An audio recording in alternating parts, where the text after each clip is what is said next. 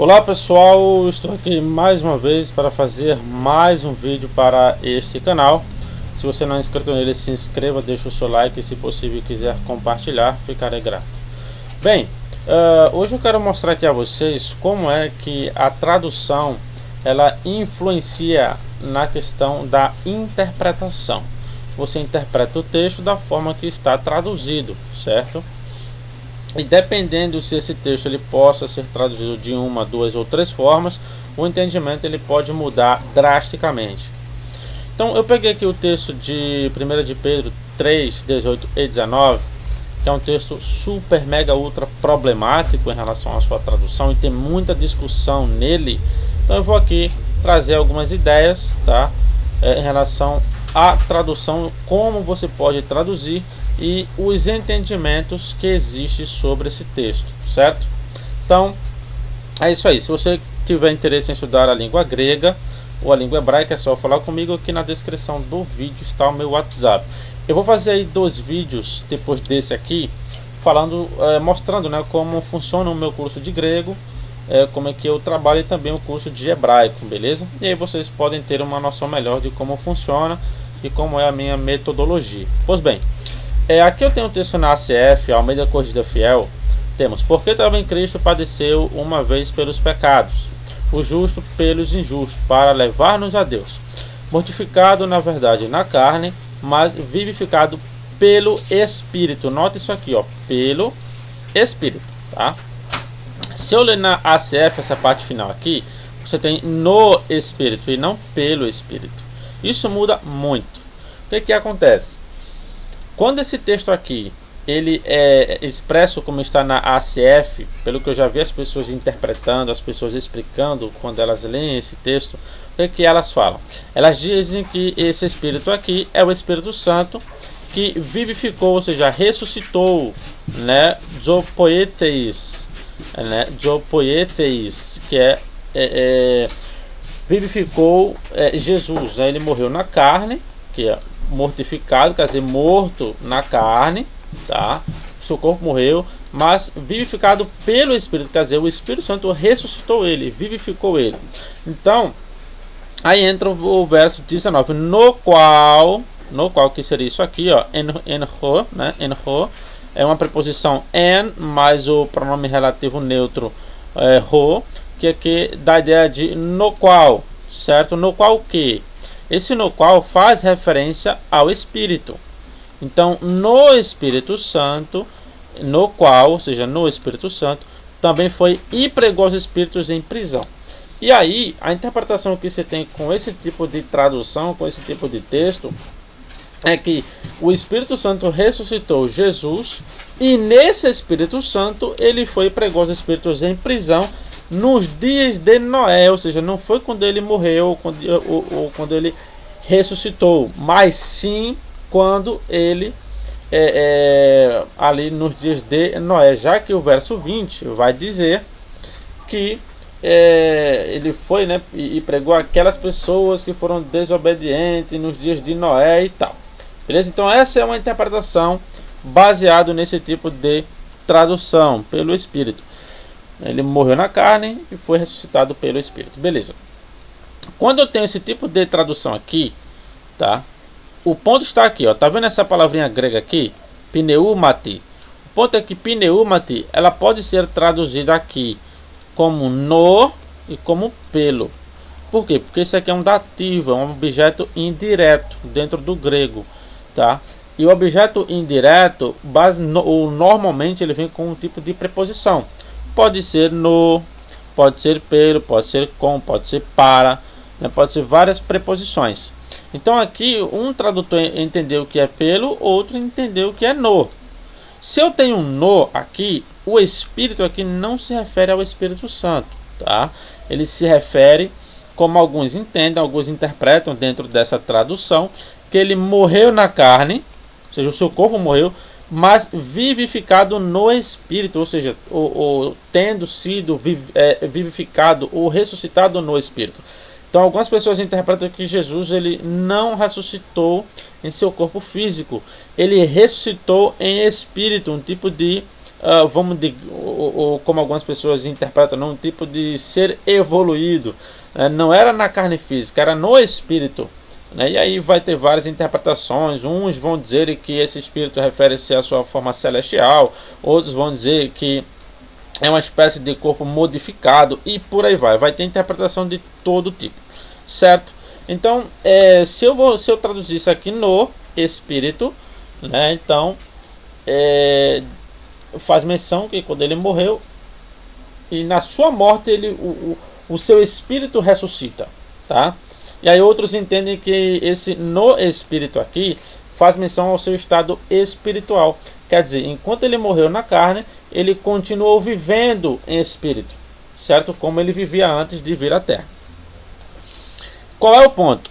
O ponto é que se eu entendo que isso aqui faz menção ao seu estado espiritual, eu entendo o quê? Que no qual quer dizer, nesse estado espiritual aqui, ele foi e pregou aos espíritos em prisão, certo? Aí outras pessoas vão ter uma discussão em relação à tradução, em relação à interpretação também. Por quê? Porque se eu digo que isso aqui é o estado espiritual dele, como alguns entendem, e esse no qual, quando ele morreu, no qual, nesse espírito aqui, nesse estado, ele foi e pregou aos espíritos em prisão, alguns entendem que quando enquanto o seu corpo estava na sepultura, ele foi pregar aos espíritos em prisão. Outros entendem, não é bem assim. Quando ele morreu, ele continuou vivendo em espírito, em sua forma espiritual, em sua forma celestial, e foi nessa forma que ele pregou aos espíritos dos dias de Noé, aquelas pessoas. Por quê? Porque quando fala de espírito, está falando da sua forma espiritual, que ele já tinha essa forma antes de vir à Terra. Então nos dias de Noé, ele pregou pela boca de Noé para essas pessoas que já morreram. Beleza. Um ponto interessante em relação a tudo isso é essa parte aqui, ó, enho. Se eu pegar essa parte aqui, enho, e traduzir como uma ideia causal, eu não coloco no qual, eu coloco por causa. Se eu colocar aqui por causa, essa interpretação de que ele foi pregar nos dias de Noé, ela acaba. Por quê? Porque isso aqui não iria ficar expressando um antecedente ligado ao espírito, tá?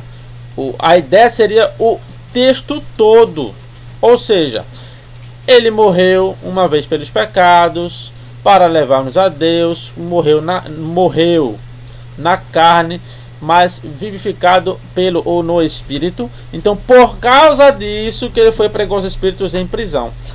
Então, ele pregou os espíritos em prisão porque ele morreu e ressuscitou no espírito ou pelo espírito, certo? Então, a ideia é que se eu pegar isso aqui, traduzir isso aqui como causal, por causa, então a interpretação ela vai ser única. A ideia é que Jesus ele foi e pregou aos espíritos quando ele estava morto e quando ele foi vivificado. No caso, ele morreu e foi vivificado, e por causa disso foi pregou aos espíritos em prisão, tá?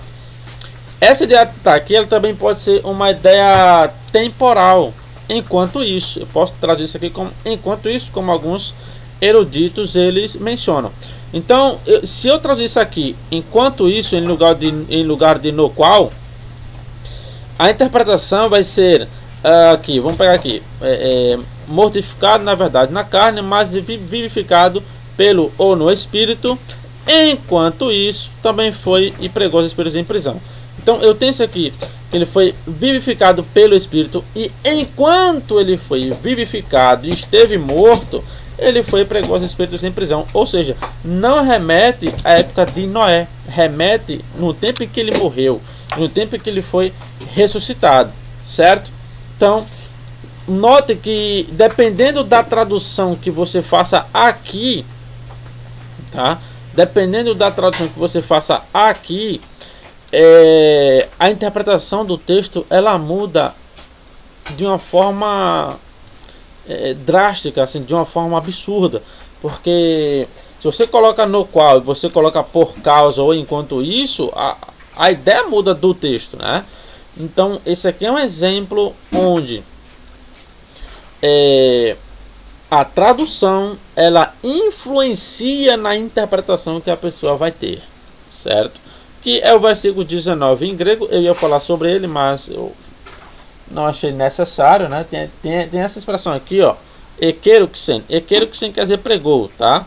Esse pregou aqui, alguns eruditos falam aí, como Champlin, né? Ele diz que essa palavra sempre se refere a pregar o evangelho. Ele disse que Jesus foi no inferno pregar o evangelho aos mortos. O ponto com essa interpretação também, que eu acho um pouco complicada, é que por que Jesus pregou apenas a um grupo específico? Porque o verso 20 vai dizer que os quais no outro tempo foram rebeldes quanto à longanimidade de Deus esperava nos dias de Noé, enquanto se preparava a arca. Quer dizer, ele pregou a um grupo de pessoas específicas, não foi a todo mundo que estava, entre aspas, no inferno. Ele pregou a um grupo específico. Para que ele iria pregar a um grupo específico? E aí tem gente que diz que ele foi pregar até mesmo salvação. Tá, então para que ele foi pregar salvação a esse público aí específico? Só a esse público. Por que ele também não pregou aos outros? Por que ele pegou um público só, de uma época só, e foi pregar alguma coisa? Então, a interpretação que eu vejo como mais fiel seria você pegar e dizer que ele foi vivificado pelo ou no Espírito. E nesse estado espiritual dele foi que ele pregou os espíritos em prisão. Só que na época de Noé, que ele usou Noé para pregar, já que Noé era pregoeiro da justiça, conforme o capítulo 2, verso o 2 Pedro 2, 2 e 5, vai dizer que Noé era pregoeiro da justiça. Quer dizer que Jesus, ou Deus, ele usou Noé para pregar. Só que no tempo em que Pedro escreveu isso, essas pessoas que ouviram a mensagem do evangelho, elas já estavam mortas, tá? E aí vai ter várias interpretações, o que é espíritos em prisão, várias, vai ter muitas ideias que eu não vou entrar aqui, tá? O ponto é só para mostrar que a tradução de uma simples coisa como esses dois termos aqui pode influenciar muito na questão do entendimento que você tenha em relação ao texto, tá? Por isso que é importante a gente estudar grego, é importante a gente analisar, fazer algumas análises dentro do texto grego, tá?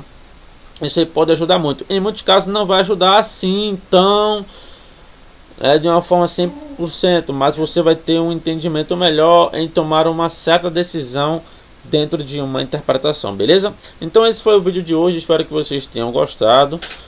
No próximo vídeo eu vou falar isso sobre como funciona e como é o meu curso de grego e de hebraico, beleza? Que Deus abençoe a todos e até o próximo vídeo.